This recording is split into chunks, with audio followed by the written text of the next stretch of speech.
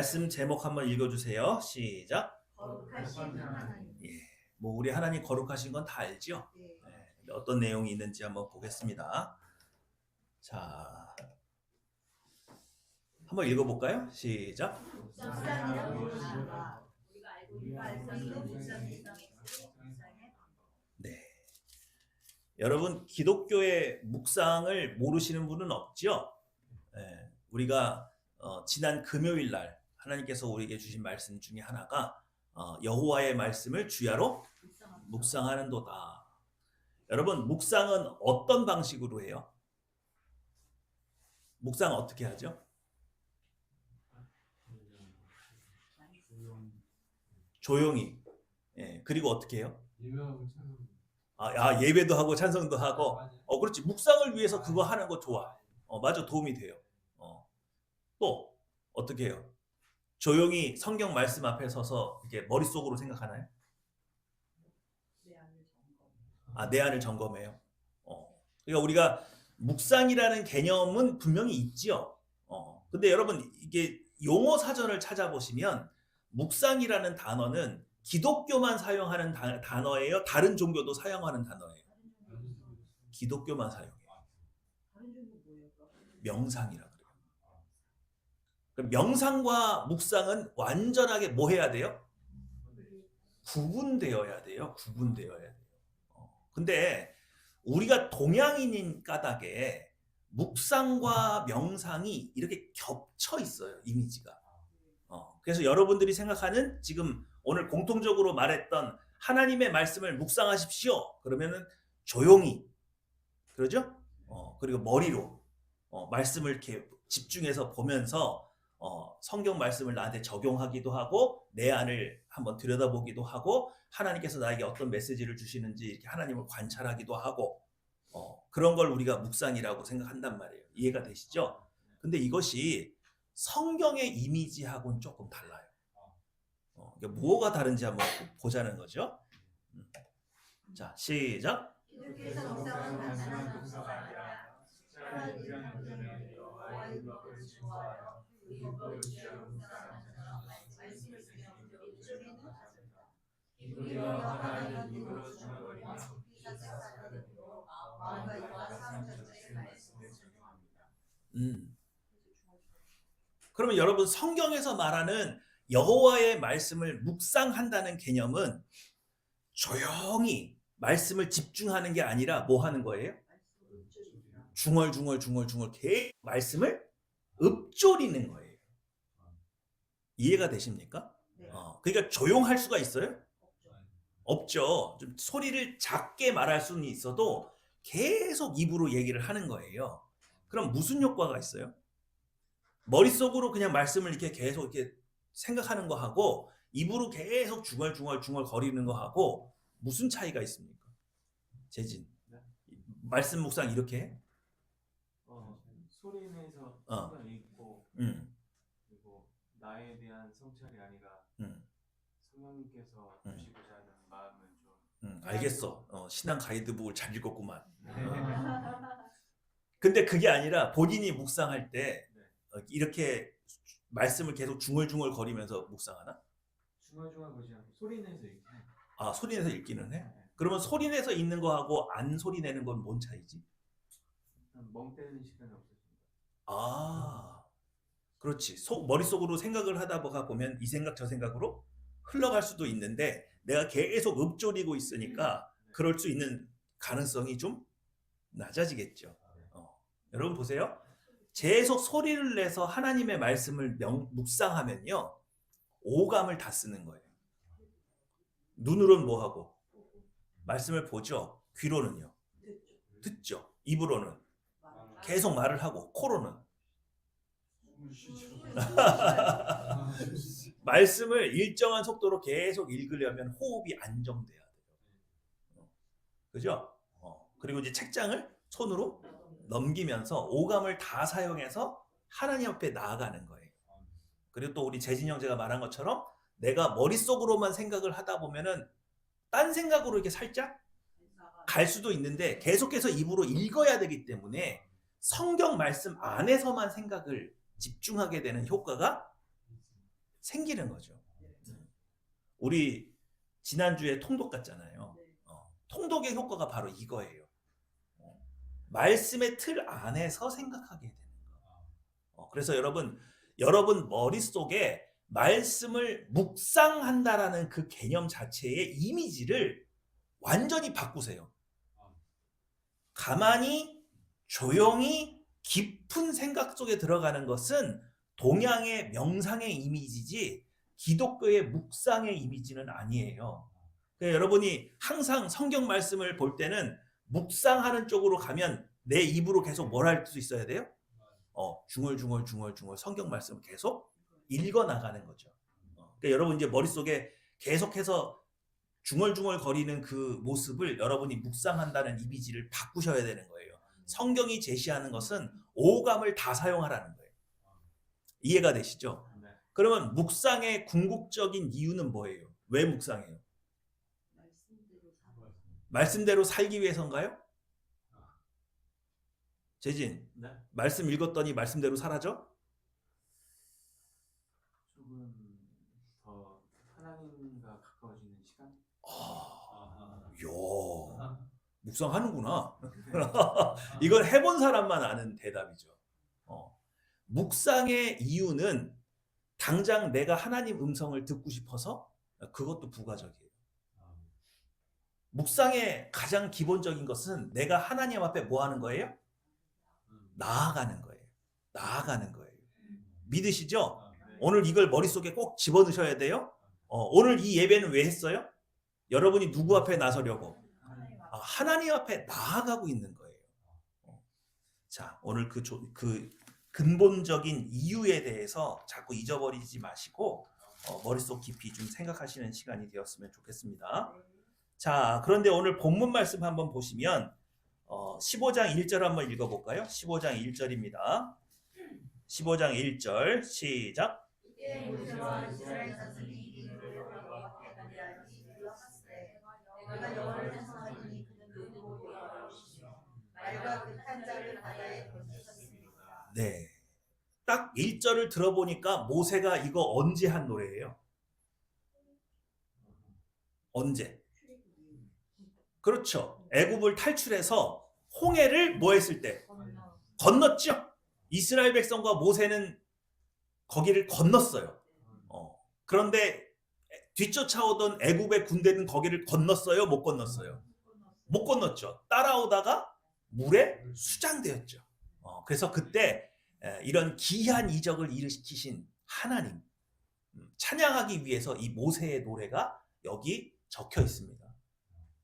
언제인지 정확하게 아시겠죠? 네. 자, 그런데 3절에 보시면 여호와는 용사시니 여호와는 그의 이름이시로다. 그래서 사실상 이 애굽의 모든 군대를 전멸시킨 것이 누구의 뜻이다? 하나님께서 하나님의 계획이셨고 하나님의 뜻이셨고 그것을 이루신 이도 누구시고 하나님이시다. 그래서 하나님을 용사라고 표현을 했어요. 자, 그런데 그럼 하나님은 이스라엘 백성을 왜 출애굽시키시는 거예요? 왜 출애굽시켜요? 왜 데리고 나왔어요? 하나님의 나라는 왜 세워요? 하나님과 함께 하면 뭐가 좋은데요? 그럼 기존에 있는 나라하고는 뭐가 달라요? 하나님이 통치하시는 게 다른가요? 그렇죠. 하나님이 통치하시는 나라는 처음이죠. 또 이 출애굽의 궁극적인 목적이 여기 기록돼 있어요. 이해가 되세요? 여러분 이스라엘 백성은 지금 출애굽에 막 나가잖아요. 10가지 재앙으로 인해서 구원받아서 나가잖아요. 근데 궁극적으로 왜 나가야 되는지를 알아요? 몰라요? 몰라요. 지금 400년 동안 종로로 타던 삶에서 해방된다고 하니까 나가는 거지 지금 궁극적으로 왜 우리가 나가야 되는지 이런 동기부여가 안 돼 있는데 이 모세의 노래 속에 하나님께서 이스라엘 백성을 왜 탈출시키는지를 설명하고 있어요. 몇 절이에요? 17절. 예. 그래요. 우리 교회가 이 정도 되죠. 자, 13절, 17절을 각각 읽어볼게요. 13절, 17절 시작. 인간적으로 주께서 구속하신 백성을 인도하시되 주의 권위를 죄의 거룩한 곳에 거리하지 않으셨다. 주께서 백성을 만나서 그들을 주의 기업에 사에 심으십니다. 여호와여 이는 주의 처소에 삼으시려고 예비하시라. 주여 이것이 우리의 주의 것에 성소이다. 네, 하나님께서 이스라엘 백성을 가나안으로 내보내는 이유가 뭐예요? 탈출시키는 이유가 뭐예요? 거룩한 처소에 들어가게 하려고. 그러면 그 거룩한 처소가 뭐예요? 17절에 의하면 성소예요. 성소예요. 그럼 성소는 어떤 곳이에요?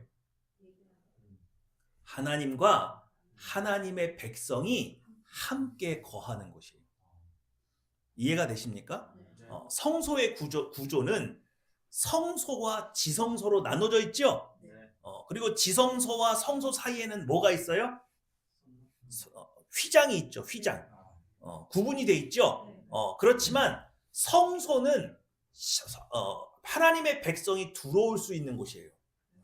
근데 이스라엘 백성 전체가 거기에 들어올 수 있어요, 없어요? 그러니까 누가 대표로? 그렇죠. 제사장이 가슴판에 이스라엘 12지파를 상징하는 보석을 품에 안고 들어와 있어요. 그러니까 결국 거기는 성소는 어떤 곳이에요?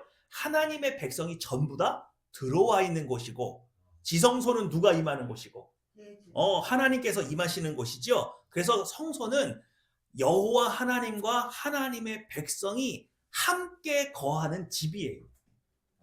이해가 되십니까? 근데 거기가 어떤 곳이래요? 거룩한 곳이래요. 이해가 되시죠? 그러면 이스라엘 백성에게 요구되는 사항이 뭐예요? 그냥 자유인이 된 거? 아니죠. 그들이 어디에 도달해야 돼요? 그곳에 들어가려면 거룩을 회복해야 돼요. 이해가 되십니까? 자, 오늘 지금으로 현대로 치면 여러분이 지금 교회로 모인 것 자체가 여러분이 어디에 들어와 있는 거예요? 성소에 들어와 있는 거죠. 그렇죠? 그럼 여러분이 이렇게 딱 들어와 있으면 지성소에 누가 임하세요? 하나님이 임하시죠. 근데 예수 그리스도께서 십자가에 달려 돌아가실 때 성소의 휘장이 위로부터 아래로 어떻게 됐어요? 찢어졌죠. 그러니까 여러분이 들어오고 이제 지성소와 성소의 구분이 있어요, 없어요? 없어졌어요. 여러분에게 지금 하나님께서 뭐 하시는 거예요? 임하시는 거죠. 근데 문제가 있다고요. 여기 그냥 들어와서 앉아있다고 해서 하나님 만나는 거예요? 아니죠. 합당한 뭐가 없으면, 거룩이 없으면 하나님을 만날 수가 없어요. 나아갈 수가 없어요. 이해가 되십니까? 그러면 거룩은 어떻게 회복해요? 재진, 거룩은 어떻게 회복해? 종의 신분이 아니라 자녀의 신분으로 그것을 사고에 전환하는. 야, 어떻게 이렇게 잘 알지? 야, 어느 교회 다녀요? 이거 정답을 계속 말하네. 자, 한번 보겠습니다. 자, 묵상의 목표는 무엇인가 했는데 이지용 목사님이 레위기 설교를 하는데 재미있는 표현을 했어요. 레위기는 몇 분법이 아니래요? 2분법이 아니고 몇 분법이래요? 3분법이래요. 근데 우리가 일반적으로 레위기를 읽으면 정결하냐 부정하냐의 기준을 제시하고 있는 것 같지만 사실상 한 가지 개념이 더 들어와 있다는 거죠. 뭐예요? 거룩이라는 거예요. 그러면 레위기가 말하고 있는 모든 제사법과 그 제사장의 행위와 그 모든 것, 예법이 다 어디를 향하고 있다는 거예요? 정결을 넘어서 거룩을 향해 있다는 거예요. 그래서 하나님께서는 이스라엘 백성에게 뭐라고 명하세요? 내가 거룩하니 너희도 거룩하라. 그러니까 정결과 거룩은 같은 거예요? 좀 다른 거예요? 달라요. 그럼 정결이 왜 중요하냐? 정결하지 않으면 거룩으로 나갈 수조차도 없어요. 그러니까 뭐가 기본값이에요? 정결이 기본값이에요. 자, 그러면 여러분 에덴 동산으로 한번 돌아가 보세요.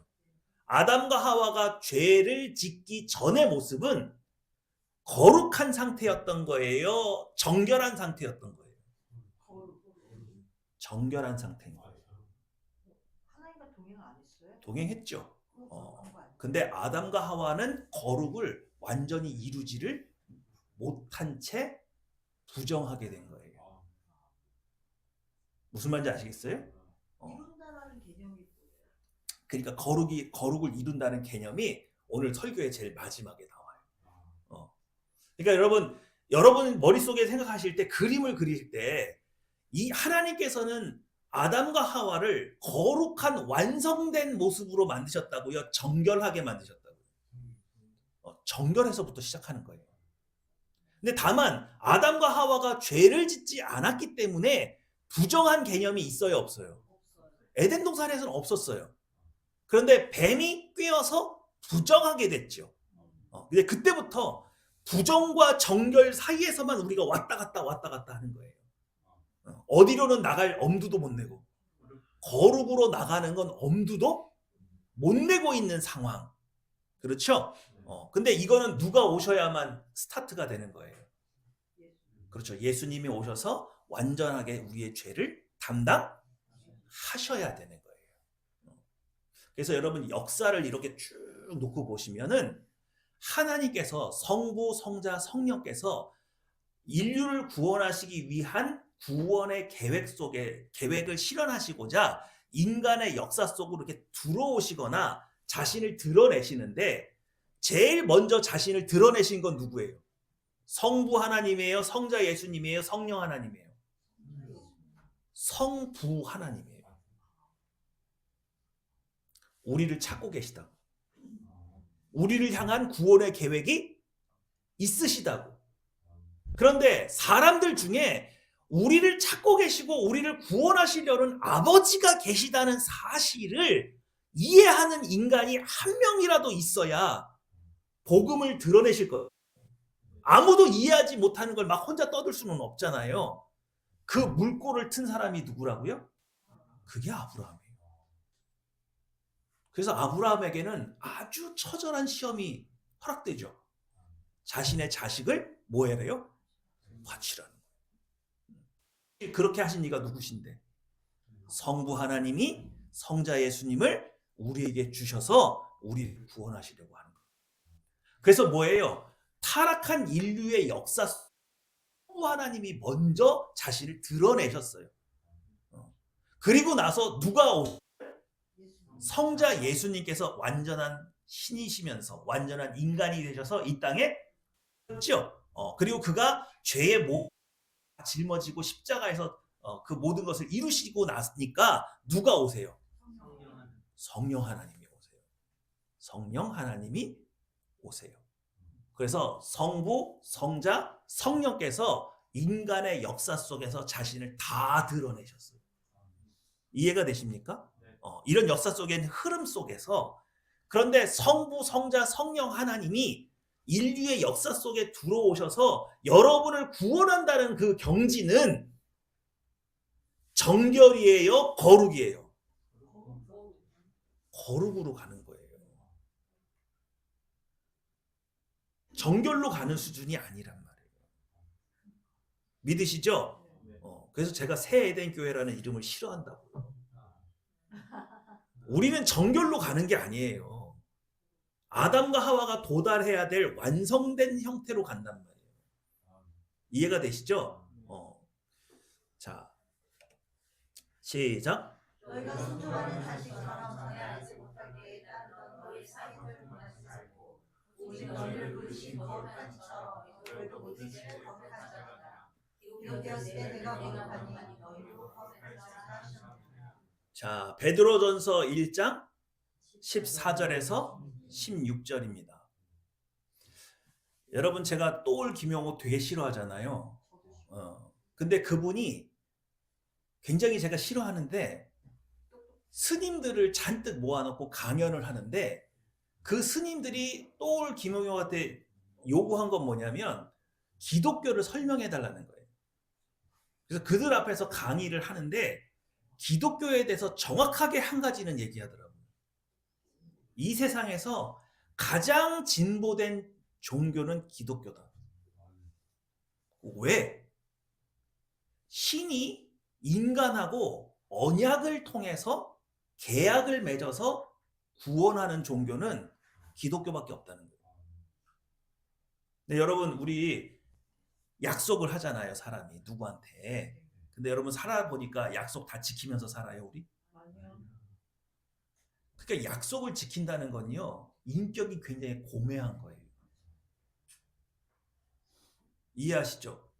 그러니까 어떤 신이 인간하고 계약을 맺는다는 그 전제 자체는 인간의 인격이 누구 수준이라는 거예요. 하나님 수준이 돼야 이게 이루어질 수가 있는 거예요. 그런데 여러분, 인간이 타락했습니다. 그러면 하나님이 인간하고 언약을 맺으면 인간이 지킬 가능성이 있어요, 없어요? 없죠. 없어요. 그런데도 하나님께서 일방적으로 그 언약을 맺죠. 그리고 인간은 실패를 했는데도 누가 끝까지 그걸 붙들고 지키고 계세요? 하나님이 지키고 계시는 거예요. 그래서 우리 하늘평화교회는 하나님의 거룩을 뭘로 이해했다고요? 하나님의 아버지 되심. 우리는 하나님을 버리고 자신의 욕망을 따라서 마치 탕자처럼 내 꿈을 이루겠다고, 내 욕심을 이루겠다고 하나님을 떠났지만, 하나님은 그 자리에 계셔서 계속해서 우리에게 누구 노릇해 주신다? 아버지 노릇해 주시고 기다려 주시고 우리를 설득하고, 그래서 우리를 자녀의 자리로 돌아오게 하시는 분. 우리는 이미 그분을 잊었고 우리는 그분하고 아무런 관련 없는 삶을 살아가고 내 삶을 살아가고 있지만, 그분은 자신의 가장 소중한 것을 희생하시면서까지 우리를 붙드시는 분. 이해가 되시죠? 그것이 바로 거룩하신 하나님의 모습이라 그렇게 여러분에게 설명을 드렸어요. 그러니까 거룩은 단순히 세상과 구별된 죄가 없는 상태, 완전히 행동과 모든 것이 다른 구별된 어떤 것, 그런 의미의 이상이 있단 말이에요. 그 거룩이 결국 무엇을 이루고자 하느냐? 하나님의 아버지 되심이 거룩하다. 그래서 우리의 국어사전에 거룩이라는 단어를 찾으면 뜻이 지극히 높고 위대하다 그렇게 돼 있단 말이에요. 그러면 그 위대하고 높으신 뜻이 뭐냐? 하나님은 여러분에게 아버지 노릇하신다. 그걸 한 번도 사탄의 방해와 인간의 타락에도 불구하고, 그리고 믿는다고 말하는 우리가 지금 이 생활을 하면서도 수도 없이 죄에 빠졌다가 돌아오는데도 하나님은 아버지 노릇을 포기하신다고요? 포기하신 적이 없다고요? 포기하신 적이 없다. 그래서 하나님은 우리와 언약을 깨지 않으시는데, 그래서 그 언약을 깨지 않아서 우리를 어디까지 끌고 가시겠다는 거냐고요? 하나님이 거룩하시니 너희도 거룩한 대로 간다. 이해가 되시죠? 그래서 여기 어떻게 돼 있어요? 16절에 시작. 네. 근데 이 말씀은 굉장히 황당한 거예요. 하나님은 스스로 거룩한 분이니까 거룩하실 수 있지만, 우리는 회개하고 돌아온다고 해서 우리는 거룩해져요? 우리가 회개하고 돌아오면 뭐라고요? 정결이라고요. 그럼 우리 거룩해질 수가 없어요. 그리고 또 한 가지, 하나님의 거룩하심과 우리가 회복해야 될 거룩은 같아요, 틀려요? 다르죠? 다시 한번요. 하나님의 거룩하심은 무엇과 연관되어 있다고요? 아버지 되심과 연관이 되어 있다고요. 그럼 우리가 회복할 거룩은 무엇과 연관되어 있겠어요? 자녀됨이죠? 그래서 여기 14절에 뭐라고 되어 있어요? 시작.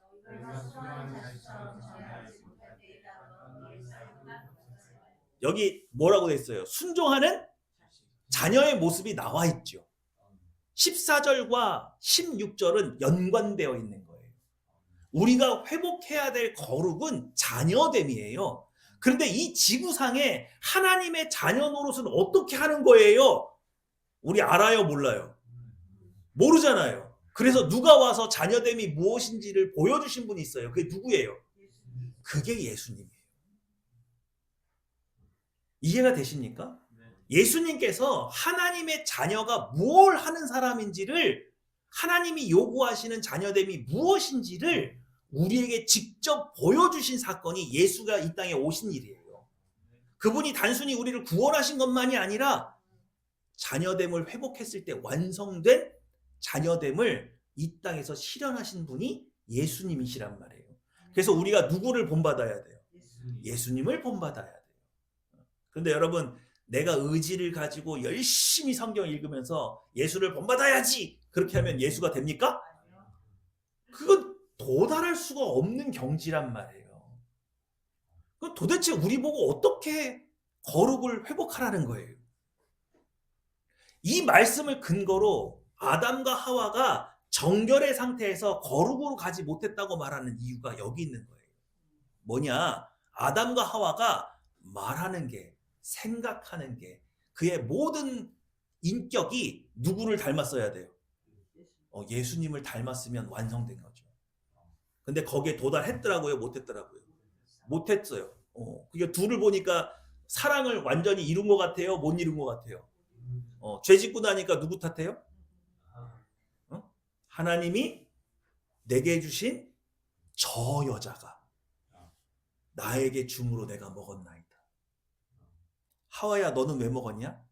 하나님, 저는요 뱀이 꼬여서 제가 먹었어요. 다 누구 탓해요? 남 탓하죠? 어때요? 인격적으로 완성된 것 같아요? 아직 부족한 것 같아요? 그들은 아직 거룩에 못 도달한 거예요. 그럼 오늘날 여러분은 어때요? 거룩하신가요? 그럼 정결은 하신가요? 그럼 오늘 이 예배를 통해서 어떻게 하나님 앞에 나아가겠다는 거냐고요. 그죠? 근데 다행스러운 건 뭐예요? 우리가 예수의 이름으로 정말 통회하는 마음으로 하나님 앞에 자복하고 회개하면 우리가 뭔 할 수 있다? 정결은 회복할 수 있다. 정결은 회복할 수 있게끔 됐어요, 우리가. 그러면 우리가 이제 뭐만 하면 돼? 거룩을 이루면 되죠? 근데 도대체 그 거룩은 어떻게 이루어지냐고요. 자, 시작. 하나님의 언약은 거룩을 회복한 우리 백성과의 결혼이라는 권리를 통해 완성된다. 완전히 하나되어 영원이니까.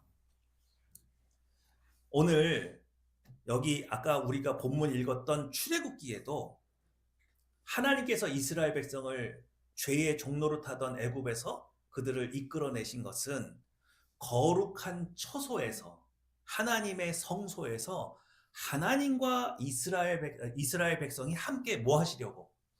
거하시려고 라고 되어 있습니다. 근데 그것은 다른 모습으로 표현하면 남자와 여자가 결혼해서 함께 동거하는 것을 의미해요. 이해가 되시죠? 네. 그래서 여러분이 언약이라는 단어를 생각할 때 하나의 계약 이렇게만 생각하면 안 되고, 이 언약은 언약인데 이 언약이 어떤 형태의 언약이에요? 결혼이에요. 혼례예요. 여러분 혼인서약 해요, 안 해요? 결혼식 때 혼인서약 했잖아요. 그 혼인서약은 일종의 뭐예요? 약속이에요. 계약이에요. 그러니까 하나님께서 궁극적으로 우리를 통해서 우리와 언약하셔서 우리와 이루시고자 하는 게 뭐냐? 마치 결혼해서 남녀가 함께 살면서 행복한 것처럼, 사랑으로 하나 되어 행복을 이루어가는 것처럼 하나님과 여러분이 하나가 완성케 되는 과정을 표현하고 싶어요. 그래서 여러분 요한계시록에 보면 어린 양의 혼인잔치로 마무리가 되죠.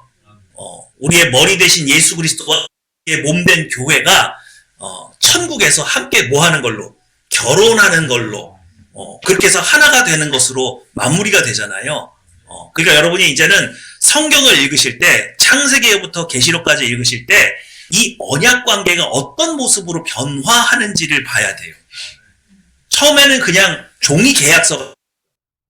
그런데 중간쯤 가니까 함께 동거해서 사는 아버지와 아들의 이미지가 나왔어요. 그런데 이제 신약 시대로 오니까 뭐예요?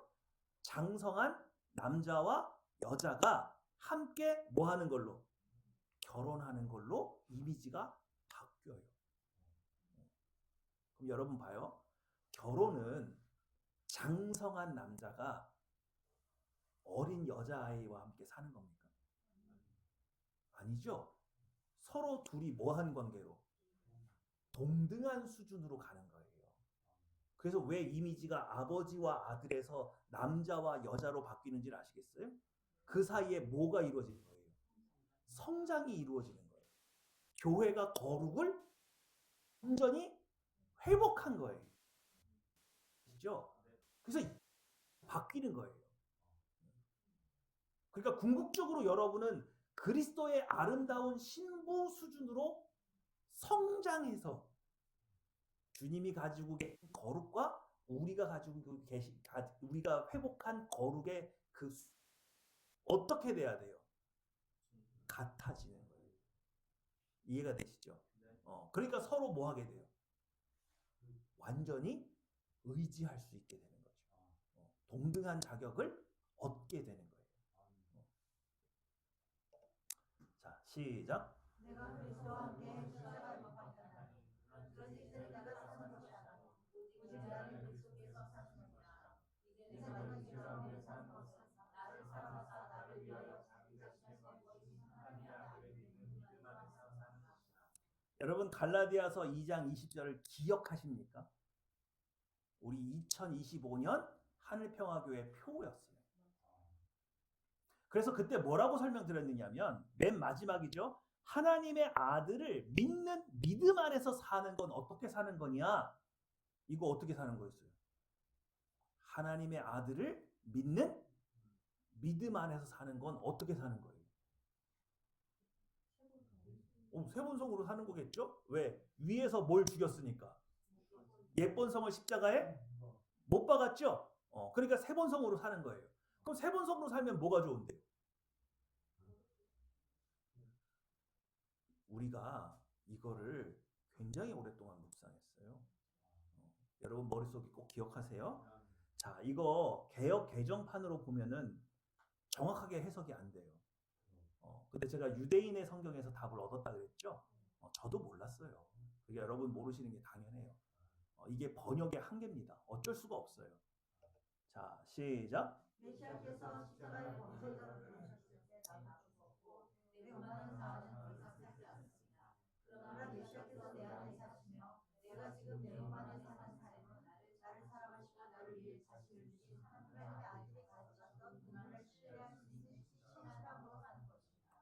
자, 메시아께서 십자가에 범죄자로 죽으셨을 때 나도 죽었어요. 내 안에 뭐가 죽었어요? 옛본성이 죽었어요. 저는 이제 옛본성에 반응해요, 안 해요? 안 해요. 죽었다는 건 반응하지 않는 거예요. 죽은 사람처럼 반응하지 않는 것이 십자가에 못 박는 거라 그랬죠. 예수님은 범죄자예요, 아니에요? 아닌데 내가 짊어져야 될 그 범죄의 대가를 대신 짊어지셨을 때 나도 더 이상 범죄자로 살지 않는다고 결연하게 의지를 가지고 이제 죄악된 것에 반응하지 않는 삶을 선택했단 말이에요. 그때 옛본성은 내 안에서 죽었어요. 그런데 문제는 얘가 종종 내가 죄의 유혹을 받으면 살아나요, 안 살아나요? 살아난단 말이에요. 그러면 뭘 잃어버려요? 정결에서 부정으로 가요. 내 안에서 옛본성이 다시 살아나서 내가 범죄에 빠지면 정결에서 부정으로 가요. 여기까지는 이해가 되시죠? 그래서 뭐예요? 내 오만한 자아는 더 이상 살지 않습니다. 여기서 오만한 자아는 뭘 의미하는 거예요? 옛본성에 반응해서 내 욕망대로 살고자 하는 나. 그렇죠? 그럼 십자가의 범죄자로 죽었던 옛본성과 오만한 자아는 무슨 차이가 있느냐? 왜 그거를 옛본성이라고 말을 하지 않고 오만한 자아라고 말을 하느냐?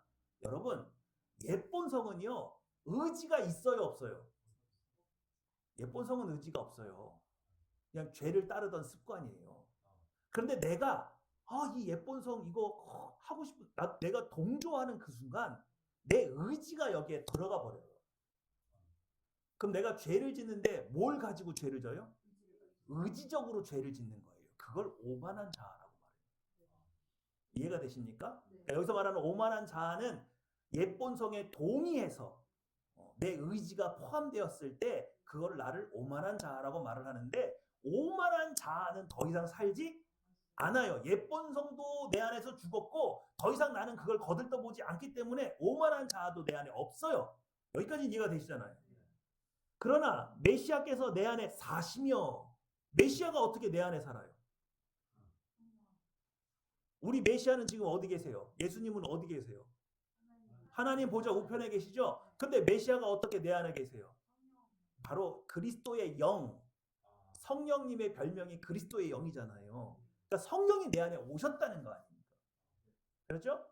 내 안에 사시며, 내가 지금 내 몸 안에 사는 삶은, 여기서의 삶은 내가 성령 하나님과 연합된 삶을 의미하는 거예요.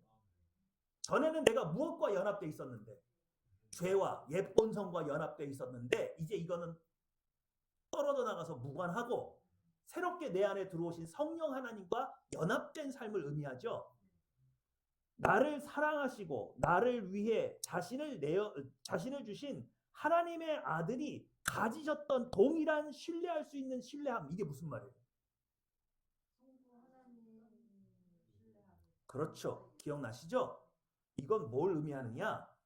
태초에 성부 하나님과 성자 예수님께서 서로 사랑으로 완전히 연합되어서 그 두 분만 누리실 수 있는, 물론 여기 성령 하나님도 포함되지만 성부 하나님과 성자 예수님께서 누리셨던 완전한 사랑의 관계, 그걸 뭐라고 표현해요? 신뢰할 수 있는 신실함이라고 돼 있어요. 이건 누구에게만 허락된 거예요? 성부 하나님과 성자 예수님과 성령 하나님만 누리실 수 있는 거예요. 이 우주 안에 어떤 피조물에게도 허락된 적이 없어요. 이 삼위일체 하나님의 완전한 사랑 안에 어떤 피조물을 집어넣은 적이 없어요. 그 관계를 허락하신 적이 없어요. 그런데 우리를 그 관계 속에 넣으셨다. 그럼 이제 삼위일체가 어떻게 되는 거예요? 성부, 성자, 성령, 그리고 뭐예요? 나, 우리. 이런 영광스러운 부르심으로 우리를 이끄신다 이거예요. 믿으십니까? 그러니까 여러분이 이 땅에서 신앙생활에 대해서 내가 신자가 되었다는 것 자체는 그저 구원받아서 지옥 안 가고 천국 가는 거, 그리고 이 땅에서 아프고 힘들고 어려울 때 하나님 의지해서 사는 거, 복 받는 거, 그 수준이 아니라는 거예요. 누구 수준 안에 들어가는 거예요? 성부 하나님, 성자 예수님, 성령 하나님께서 많이 누리실 수 있는 그 관계 안에 우리가 들어갔다고. 그러니 사탄 마귀가 열 받아요, 안 받아요? 받았잖아요. 그래서 제가 여러분에게 누차 말했어요. 인간이 타락했을 때 인간을 위해서 예수님께서는 십자가를 지시지만 사탄 마귀를 위해서는 십자가를 지신다고요, 안 지신다고요? 사탄 마귀와 그 귀신들을 구원하기 위한 구원의 복음 성경책에 있다고요, 없다고요? 없다니까요. 그들에게는 그게 허락된 적이 없어요. 이 우주 안에 그 어떤 피조물에게도 하나님만 누리실 수 있는 이 신실한 사랑의 관계 속에 어떤 피조물을 넣은 적이 없어요. 누구만? 우리만. 인간에게만. 이게 포함이 되어 있는 거예요. 이게 포함되어 있는 걸 어떻게 알아요? 성자께서 십자가에 달려 돌아가셨잖아요. 어느 날 성부 하나님께서 한탄하시면서 예수님의 손을 빌어서 만든 인간이 타락했어요. 저는 누군가의 생명이 필요합니다. 죄가 없는 생명이 필요합니다. 그런데 없어요. 그러니 예수님께서 그 생명을 저에게 주세요. 그럼 제가 구원할 수 있어요. 만약에 우리에게 그랬다 봐요. 우리 뭐라 그럴 거예요? 왜 나예요? 재진이도 있는데. 저는 결혼을 해서 자녀가 있어요. 재진이는 총각이에요. 네, 이 얘기를 어디서 들었냐면 제가 전투경찰이었잖아요. 금은방에 도둑이 들었다고 해서 출동을 했거든요. 근데 경찰 순경 2명이 거기 그냥 문 앞에 서 있는 거예요. 그래서 가서 왜 안 들어가셨냐고 그랬더니 저보고 하는 말이, 야, 우리는 가정이 있어. 그래서 우리가 먼저 들어갔어. 그분들이 먼저 도착했는데 전경이 먼저 들어가게 밖에서 지키고만 계시더라고요. 굉장히 기분이 묘하게 나쁘더라고요. 그럼 뭐 총각은 죽어도 되고, 장가간 사람은 죽으면 안 되는 뭐 그런 법이라도 있는 거예요. 뭐 그 사람의 생명값하고 내 생명값은 다릅니까? 그거 아니잖아요. 근데 묘하게 설득은 되는데 그 기분 나쁜 건 머릿속에서 이게 사라지지가 않는 거예요. 성부 하나님께서 성자 예수님에게 그걸 요청하셨을 때, 만약에 완전히 성부 하나님을 신뢰하지 않고 의심했다면 성자 예수님께서 그러셨을 거예요. 아니, 성령도 계시잖아요. 근데 성자 예수님께서 그러셨어요? 제가 갑니다. 자신의 생명을 성부께서 쓰시겠다고 하는데 아무런 의심하지 않고 자신의 생명을 내어 맡기셨어요. 그만큼 뭐 하셨어요? 신뢰하셨어요. 그게 믿음이에요. 내 모든 걸 주어도 허투루 쓰실 분이 아니기 때문에 내어 맡길 수 있는 그 관계. 여러분, 우리가 그런 관계에 들어갈 수 있을까요? 그걸 증명한 사람이 누구예요? 아브라함이에요. 아브라함이에요. 100세에 얻은 아들을 내놓으라고 하는데 주신 이도 하나님, 가져가시는 이도 누구시다고요? 그럼 하나님을 완전히 뭐 했다는 거예요? 신뢰했다는 거죠. 그러니까 아브라함이 누렸던 건 이 세상에서 그 무엇으로도 살 수 없는 고귀한 하나님과의 관계 속에 처음으로 들어간 사람이에요. 그래서 아브라함을 믿음의 조상이라고 말을 하고, 여러분은 누구의 경지까지 가야 되는 거예요? 아브라함의 경지까지 가야 되는 거예요. 그런데 아까도 말씀드렸지만 문제는 이거죠. 이게 노력한다고 되는 겁니까? 내가 정결을 유지한다고 해서 되는 거예요? 그렇지가 않아요. 도대체 이게 어떻게 해야 되는 거냔 말이에요. 우리가 지금까지 10년, 20년 신앙생활을 했는데도 우리가 정결한 거는 이해를 되는데 거룩에 도달하는 건 도대체 어떻게 되는 건지 모르시는 분들이 굉장히 많아요. 오늘 그걸 한번 좀 보겠습니다. 시작. 하나님의 거룩은 여호와 백성들에게 순수성을 포함하며 백성에게 요구되는 명령으로 수하라서 하시렵니다. 이는 지적적 수평적 차원을 통해 사람 전체에서 세상과 구별된 성이시며, 여러분, 요 위에 있는 문장을 잘 보세요. 하나님의 거룩은 죄와 악에서 분리된 순수성을 포함하며, 그러니까 기본적으로 정결해야 돼요, 안 해야 돼요? 근데 정결은 그 수준은 아니라 그랬죠. 백성에게 요구되는 명령으로 누구 안에서 실현된대요? 그리스도 안에서 실현된대요.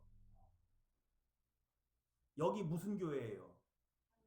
하늘평화교회죠? 그리스도 안에서라고 하면 뭐라고 바꿔야 된다 그랬어요? 엔토 크리스토를 뭐라고 바꿔야 된다 그랬어요? 연합이라고 그랬잖아요. 그리스도 안에서라고 읽으면 안 되고 거기에 진정한 뜻은 그리스도와 뭐한 관계? 그러면 누구랑 연합됐다는 거예요? 성령 하나님과의 연합을 통해서만 실현이 된대요. 무슨 말인지 아시겠습니까? 그러니까 여러분이 성령 하나님과 연합해야 되는 중요한 이유가 뭐예요? 거룩이라고요. 거룩이라고. 머릿속에 이 생각을 집어넣으셔야 돼요. 우리가 거룩할 때만이 성부 하나님과 성자 예수님이 누리셨던 그 완전한 사랑의 관계 안에 들어갈 수 있어요. 믿으시죠? 그러니까 사모하는 마음을 가지고 이걸 해내야 되는 거예요. 그러니까 누구와의 연합을 힘써야 돼요? 성령 하나님, 내 안에 분명히 들어와 계신다고 하는 그분과 내가 완전히 연합된 삶을 살게 되는 때 성부 하나님과 성자 예수님이 가지셨던 그 신실함을 내가 누릴 수 있게 된다. 이 얘기는 이렇게 되는 거예요. 아니, 똑같은데 누구는 기도하면 이루어지고 누구는 기도하면 안 이루어져. 하나님이 사람 차별하시는 거예요? 뭐 때문에 그래요, 그러면? 연합이 부실한 거죠. 이 연합을 통해서 거룩을 회복하지 못한 거죠. 내가 거룩하니 너희도 뭐 해라? 거룩하라. 내가 아버지 노릇을 포기한 적이 없으니 너희도 자녀 노릇을 포기하지 말아라. 그럼 우리가 자녀됨을 회복할 때 이 성부 하나님과 성자 예수님 안에 있는 그 모든 것을 공유하게 되는 현상이 일어납니다. 그걸 뭐라 그래요? 충만이라 그래요. 믿으시죠? 그래서 이지웅 목사님이 가끔 이렇게 막 피를 토하듯이 막 얘기하실 때가 있어요. 근데 그분이 이렇게 말을 하더라고요. 물질을 구하지 마세요. 여러분의 소원을 이루려고 기도하지 마세요. 그거 다 어디 안에 있어요? 거룩 안에 다 있어요. 근데 여러분 주변에 거룩을 목숨 걸고 간구하고 거룩을 이루기 위해서 애쓰는 신자를 보신 적이 있나요? 여러분의 기도 제목 안에 거룩이 있어요? 눈물 콧물 흘려가면서 하나님 나 왜 하나님 자녀라고 했는데 나 왜 예수님 안 닮았어요? 나 왜 생각하는 게 예수님 같지 않고 말하는 게 예수님 같지 않고 내 마음 씀씀이가 왜 예수님 같지 않아요? 그러면서 눈물 콧물 흘리면서 하나님 앞에 나 예수 되게 해달라고, 나 예수님처럼 살 수 있게 해달라고, 당신께서 누리셨던 성부 하나님과 성자 예수님만 누리셨던 그 사랑의 관계 속에 제가 들어갈 수 있게 해달라고 목숨 걸고 기도하신 분 보셨어요? 이게 뭐예요? 애굽에서 종노릇 했는데 10가지 이적으로 구원을 받았는데 내 눈앞에 있는 홍해가 갈라졌는데 그래서 내가 광야로 나왔는데 도대체 하나님이 나를 어디로 끌고 가시겠다는 건지 아무것도 모른 채 끌려 나온 이스라엘 백성 같아요. 거룩을 사모하지 않아요. 거룩으로 흘러가고 있는데 거룩을 사모하지는 않아요. 그럼 뭐예요? 부정한 거예요. 부정한 거예요. 내 안에 있는 예쁜 성은 지금 살아있는 거예요? 죽은 거예요? 살아있는 거죠. 거룩을 사모하지 않는데 거룩이 왜 필요한 거예요? 그거 밥 먹는 거예요? 내가 유명해지는 거예요? 내가 권세를 가질 수 있는 거예요? 거룩이 뭐가 중요해 사는데? 그냥 죽으면 천국 가면 되지. 우리 안에 있는 예쁜 성은 아직도 펄펄 살아있는 거예요. 내 안의 자아는 아직도 오만한 거예요.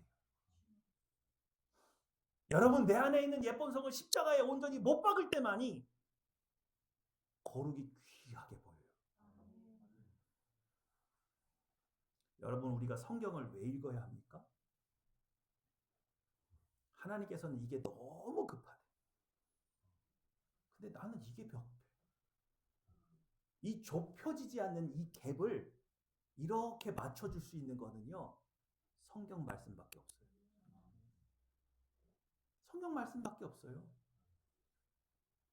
예수님, 당신께서 사랑하시는 나사로가 죽었어요. 근데 예수님께서 그 소식을 듣고 너무 가슴 아파하시면서 당장 동네에서 제일 빠른 말을 준비해라. 내가 빨리 가야겠다. 서둘러 오세요. 천천히 가세요. 며칠 만에 도착하셨어. 3일 만에 들어가셨죠? 도착하셨죠? 그랬더니 마리아가 처음에 하는 말이 뭐예요? 일찍 오셨으면 우리 오빠가 살았을 건데. 늦게 오셔가지고. 그 얘기를 들으면 뒤에 있는 제자들은 무슨 생각이 들어요? 일부러 천천히 오셨는데. 그리고 천천히 오셨어요. 누구는 알아? 마리아와 마르다는 모르죠. 근데 쫓아온 제자들은 알잖아요. 예수님께서 서둘러 오셨어요. 천천히 오셨어요. 그 마음속에 머릿속에 얼마나 괴로울 거야. 마리아한테 말은 못하겠고 모르지 또. 장례식 끝나면 마리아 사실은 말이야 네가 섭섭하게 들을 수 있는데 예수님이 조금 늦게 오셨어. 평소보다도 더 늦게 오셨다? 너 섭섭하라고 하는 말이 아닌데 그렇다고. 그럴 수도 있잖아. 인간의 생각으로는 이건 속히 와야 될 일이에요. 그런데 예수님께서 왜 일부러 천천히 오셨어요? 모든 사람이 봐도 나사로는 완전히 뭐해야? 죽어야. 나사로를 통해서 부활이 무엇이고 부활의 소망을 가르칠 수가 있잖아요. 그건 굉장히 중요한 거예요. 나사로를 지금 당장 살리는 것은 나사로 개인에게 주는 축복이지만 나사로를 3일 동안 썩혀놨다가 살리는 것은 온 인류를 위한 복이에요. 이해가 되십니까? 하나님께서 하시는 일처리가 우리의 생각과는 다르세요. 근데 그 일을 겪을 때마다 섭섭해요. 그러실 수가 있어요. 제가 그렇게 빨리 오시라고 일부러 늦게 오셨다면서요? 우리는 그럴 거예요. 왜? 뭐가 없으니까? 예수님에 대한 완전한 신뢰가 없으니까. 그럴 만한 이유가 있으셨겠지로 못 가는 거예요. 여러분 이걸 뛰어넘은 사람이 누구예요? 그게 다니엘이에요. 다니엘과 세 친구들이에요. 느부갓네살이 풀무불을 7배나 더 뜨겁게 했죠? 그리고 지금 당장 나한테 절하지 않으면 여기 집어넣는다 그랬잖아요. 그때 다니엘과 세 친구들이 뭐라 그래요? 왕께서 우리를 여기서 집어넣는다고 해도 우리는 절 안 합니다. 그리고 설령 우리가 여기서 죽는다고 해도 하나님의 능력이 모자라서 우리가 죽는 게 아니에요. 하나님 의심해요, 안 해요? 안 한다니까요. 그런 신앙의 경지에서 하나님의 모든 것을 누리는 거예요. 믿으십니까? 아들은 아버지 거 다 누려요, 안 누려요? 일일이 허락 받아요? 나중에 보고만 하죠? 아빠, 저 책상에 10,000원짜리 하나 있길래 내가 썼어. 그러면 아버지가 쫓아가지고 야 그거 내가 쓸 건데 네가 썼냐? 그럼 막 그래요? 그럼 뭐 쓸 일이 있었으니까 썼겠지. 그게 아버지와 아들이에요. 기독교가 보장하고 있는 그 충만, 그 모든 것, 그거는요 여러분이 거룩을 회복했을 때 누릴 수 있는 경지예요. 믿으시죠? 그러니까 여러분 내가 기도한다고 왜 이루어지고 어떨 때는 안 이루어지고 그게 무슨 차이인가? 내가 거룩해서 하나님 성부 성자 예수님만 누리는 그 관계 안에 내가 들어갔을 때 그때 누리는 거예요.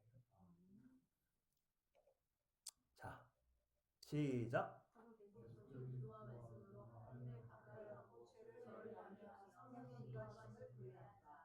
야고보서 4장 8절처럼 하나님을 가까이 하라. 그리하면 너희에게 가까이 오시며 실천하며 구체적 영적 경험으로 깨우치시리라. 성경에서 거룩을 회복하는 것을 결정적으로 보여준 사건은 혈류병 걸린 여인 사건이에요. 성경에서 말하는 레위기에서 말하는 정결과 부정에 볼 때 혈류병 걸린 여인은 정결한 상태예요? 부정한 상태예요? 부정한 상태죠. 근데 부정한 것이 정결한 걸 만지면 어떻게 돼요? 정결이 부정해지죠. 그러니까 예수님 뒤에 가서 옷자락이라도 손을 대는 거는 레위기의 규정상 있을 수 있는 일이에요? 있을 수 없는 일이에요? 이 여인이 누구를 망치려고 작정한 거야? 예수님을 부정하게 만드는 사건 아닙니까? 근데 예수님의 옷자락을 만졌더니 예수님이 부정하게 됐어요? 아니죠. 오히려 예수님의 그 정결과 거룩이 나에게 타고 들어와서 내 부정을 어떻게 했어요? 정결케 하셨다고. 이해가 되세요? 그럼 결국 인간이 거룩해지는 방법이 뭐예요? 하나님을 만나는 거예요. 만나는 거예요. 그걸 뭐라 그래요? 임재라고 한다고요. 여러분, 우리가 집에서 성경 공부하고 그냥 성경책 읽지 왜 주일날 예배로 모여요? 누구 만나러 왔다고요? 여기 뭐라고 돼 있어요? 야고보서 4장 8절. 하나님을 가까이 하라. 그리하면 너희에게 가까이 오신다고요. 근데 올 때의 상태는 적어도 뭘 유지한 채로 나와야 돼요? 정결의 상태로는 나와야죠. 근데 하나님의 임재가 일어나게 되면 우리를 뭐 하게 하시는 거예요? 우리가 거룩해지는 거예요. 아시겠습니까? 거룩은 노력으로 되는 거예요. 하나님의 임재 가운데 하나님의 터치가 있어야 되는 거예요. 하나님의 신령한 터치가 일어나야 돼요. 그래서 우리는 이 터치를 이루기 위해서 기도와 말씀 읽는 거에 전념하는 거예요. 그게 누구 앞에 가까이 나가는 거예요?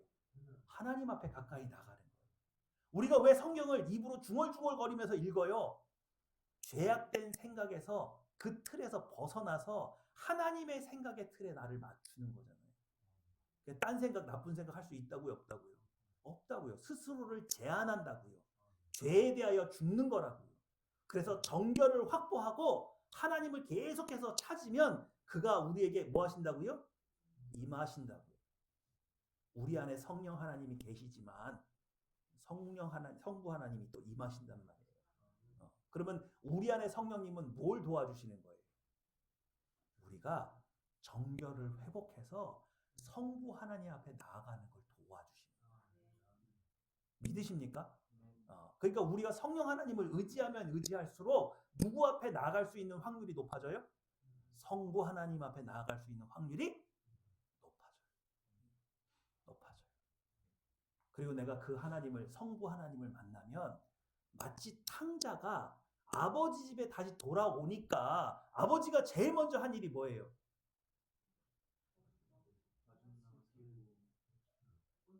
그렇죠. 옷부터 갈아입히죠. 그리고 금가락지, 은가락지 끼우죠. 발에 신발 새로 신기죠. 그리고 집에서 뭘 열어요? 잔치 열죠. 부족함이 있어요? 거룩을 회복하면 부족함이 없어진다. 이지용 목사님이 피를 토하는 심정으로 물질을 구하지 말고 거룩을 구하. 이게 일면 타당한 거예요. 일면 타당한 면이 있다고요. 왜? 아버지 안에 부족함이 당연히 없거든. 꼭 탕자가 아빠 너무 오다가 내가 핫도그를 못 먹었어. 핫도그 하나만 사주세요. 그래? 집에 오니까 그냥 동전이 막 널려 있잖아요. 막 그냥 갖다 쓰면 되잖아. 그 굳이 떡볶이 막 이런 거 그렇잖아요. 그러니까 여러분 거룩 안에 들어가는 연습을 해보세요. 믿으시죠? 오늘 2026년 아직 설날이 안 와서 아직도 우리는 새해가 안 됐는데 기회가 있어요. 정말 올 한 해 여러분이 이 모든 것을 회복하셔서 진정한 하나님의 자녀됨을 회복하신다면 하나님의 거룩 안에서 이전에 내가 누리지 못했던 그 완전한 사랑으로 충만하게 되는 것을 맛보실 수 있을 줄 믿습니다. 모든 염려, 근심, 걱정, 두려움을 벗어나서 그 어떤 것도 여러분을 흔들 수 없는 완전한 삶을 누리실 수 있게 될 줄 믿습니다. 우리 같이 기도할까요?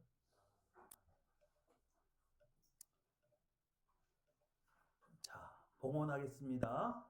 헌금위원은 헌금함을 좀 가져다 주세요.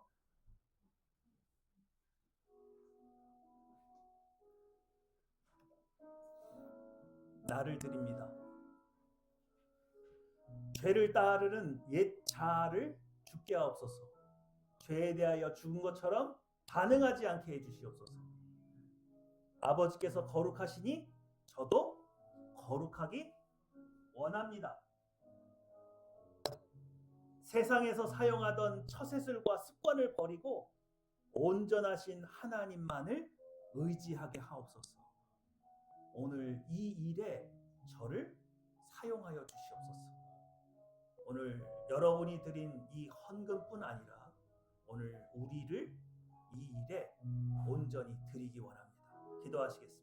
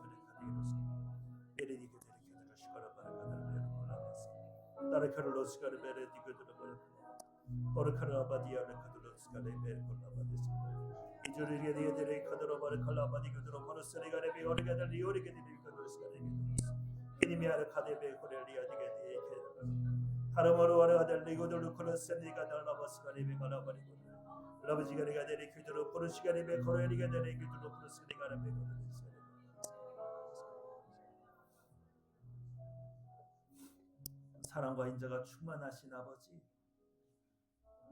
우리가 자녀됨을 회복하기 위하여서 거룩을 사모하는 백성이 되게 하여 주시옵소서. 오늘 우리 하늘평화교회 교회인들을 아버지 하나님 긍휼히 여겨주셔서 오직 성부 하나님과 성자 예수님만 누리셨던 그 신실한 관계 속에 들어갈 수 있도록 오늘 우리에게 임재하여 주셔서 우리를 만져주시옵소서. 혈류병 걸린 여인에게 그 부정함이 떠나가듯이 오늘 하나님의 임재로 말미암아 우리가 정결해서 거룩으로 옮아가기 원합니다. 그래서 아버지 안에 있는 그 모든 풍요로움으로 말미암아 성령 충만하고 오직 이 땅에서 작은 예수 그리스도로 살아가는 것 가운데 조금도 부족함이 없는 그 충만을 맛보고 누리고 영광스러운 아버지 하나님께 영광 돌리는 삶을 살아내기 원합니다. 오늘 우리를 받아주시옵시고 또한 우리의 두 손에 들린 이 예물을 기뻐 받아주셔서 우리를 하나님의 거룩 안에 들어가게 하여 주시옵소서. 감사 기도 드리며 내 주 예수님의 이름으로 기도했습니다.